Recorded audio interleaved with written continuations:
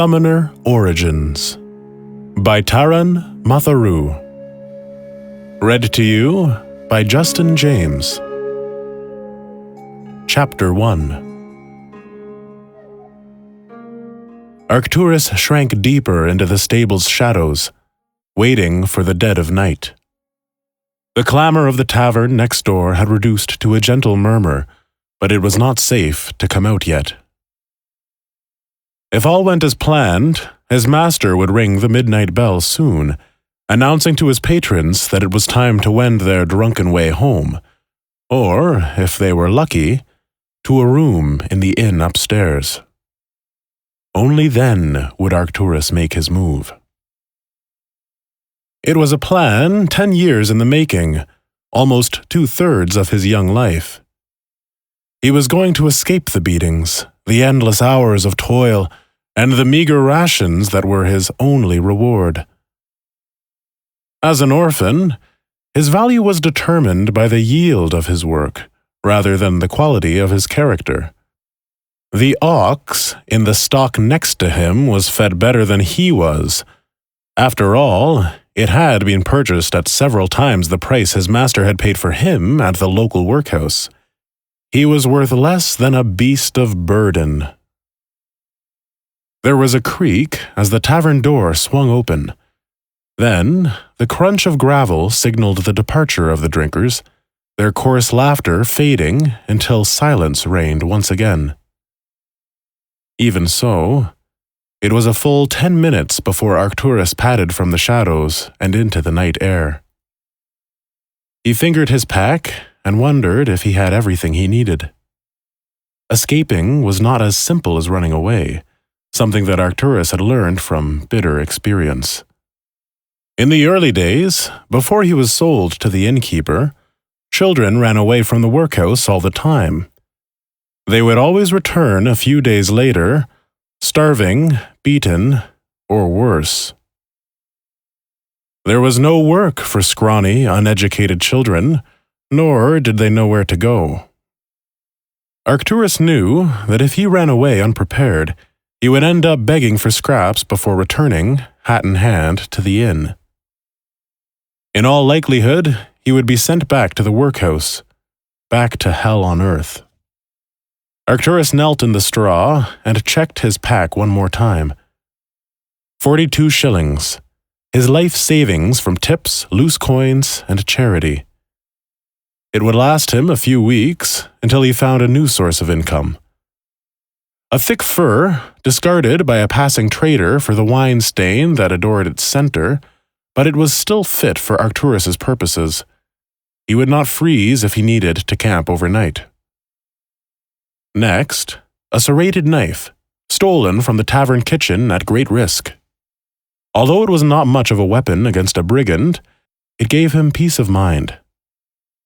2 candles, some bread, salted pork, and a few spare garments completed his supplies, just enough to give him a fighting chance.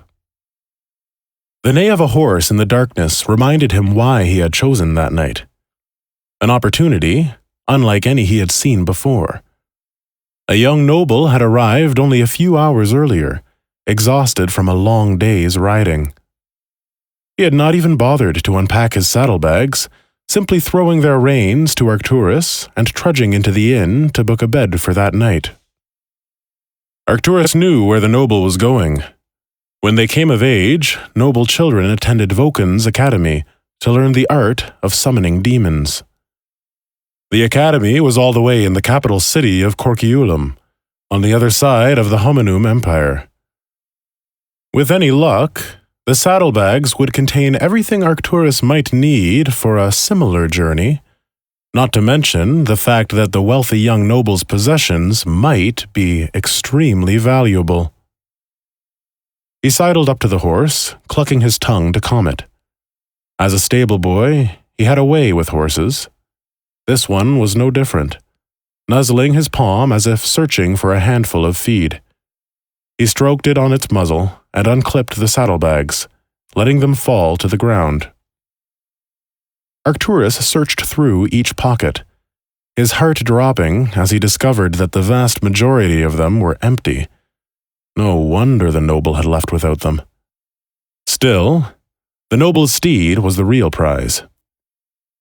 Many horses passed through here, but this was a fine stallion, with long legs, muscled haunches, and clear, intelligent eyes. It could outpace any riders who might follow him, be they thieves, brigands, or even Pinkertons, Homenham's police force. It was not unknown for them to chase down a runaway orphan if the reward was high enough. Arcturus rummaged in the last pocket and smiled as he grasped something solid. It was hard to see in the dim light of the stable, but he could tell by touch it was a roll of leather. He unraveled it on the ground and felt the dry touch of a scroll within.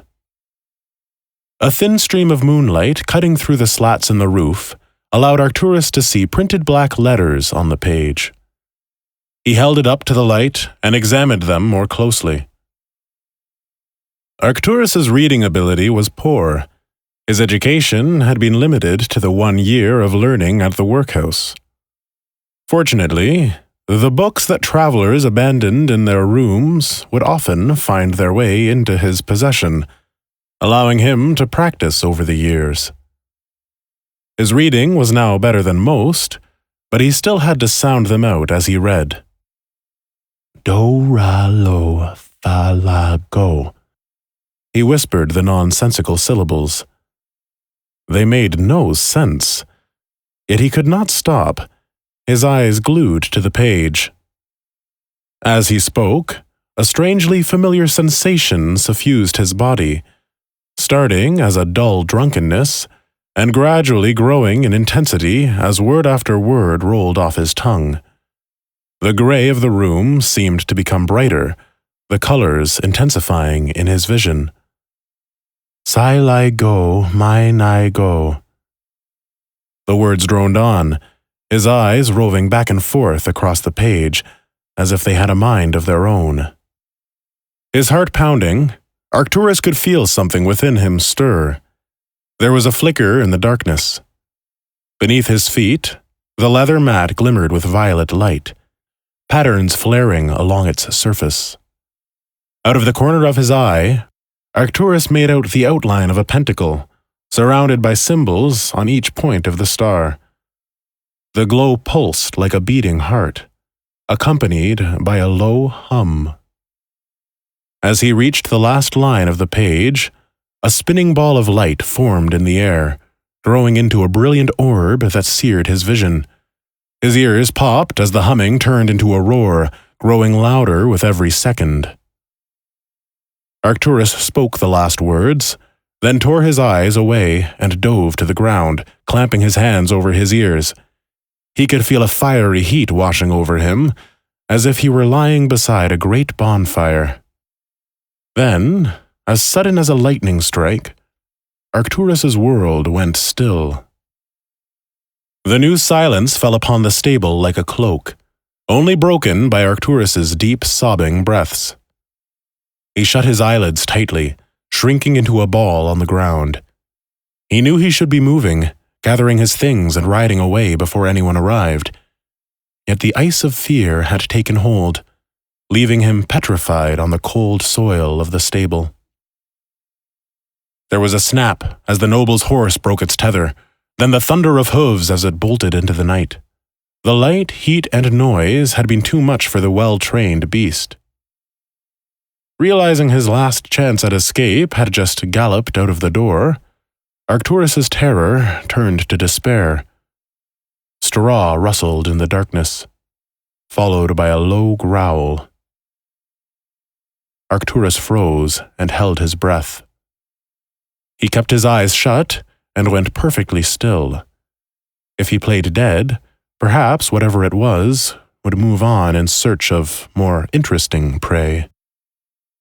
The noise intensified, moving closer and closer, until he could feel the hot, moist breath of the creature in his ear.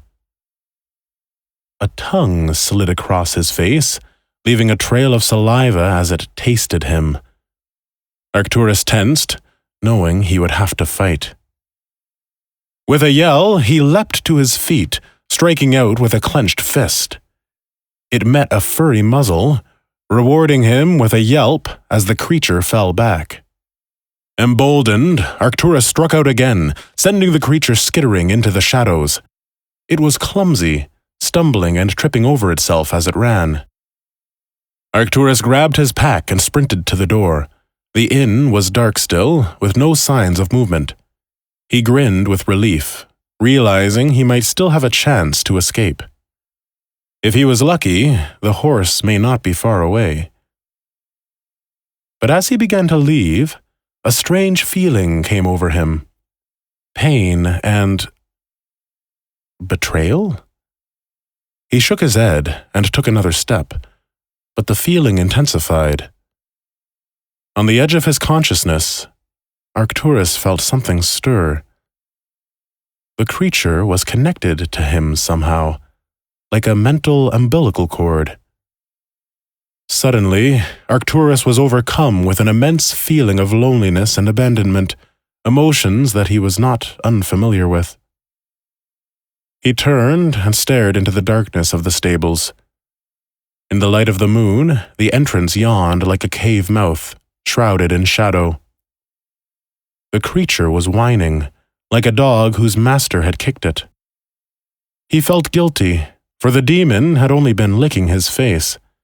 And that was what it was, a demon.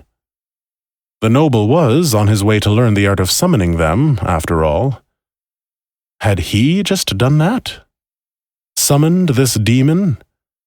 But that was something only nobles could do, wasn't it?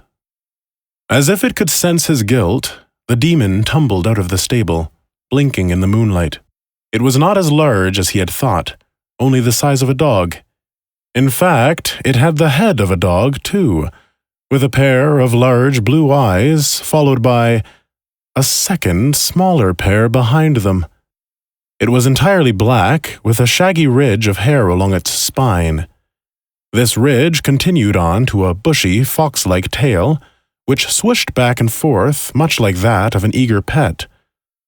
Strangest of all was its body, muscled like a jungle cat, with sharp, dangerous claws and powerful limbs. "What are you?" Arcturus whispered, holding a calming hand out.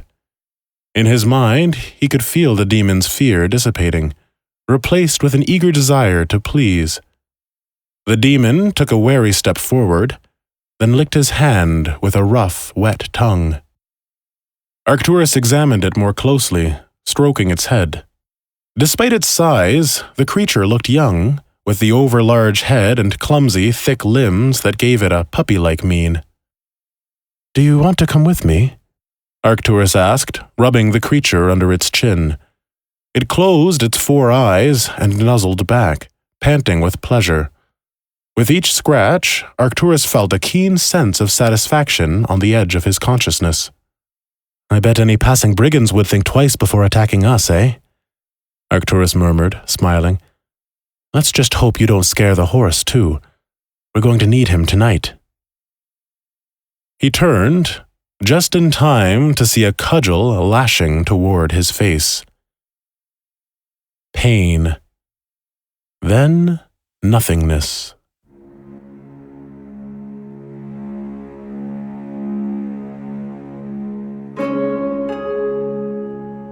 Hey, this is Justin James.